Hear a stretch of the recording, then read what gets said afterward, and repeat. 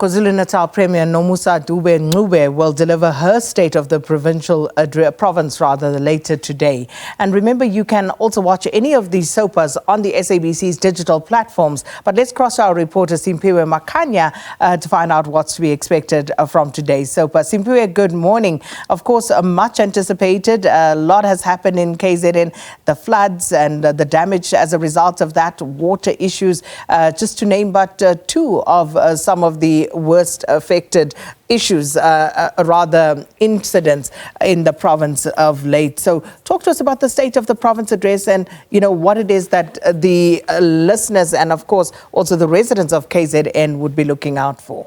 Precisely, Sakina, the province of KwaZulu-Natal has been experiencing a number of challenges, and one of those critical challenges is the issue of crime in the province, and also the issue of water, that we have been reporting on consistently as the SABC.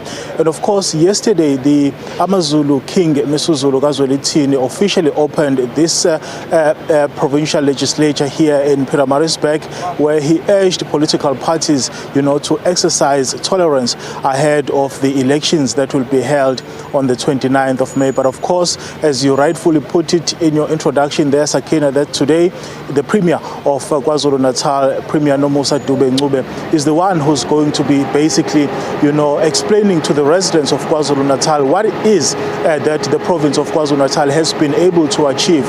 And of course, this being an election year, the Premier is expected to, spend quite a significant amount of time explaining really to the residents of KwaZulu-Natal some of the successes that the provincial government has been able to, underscore during this current administration.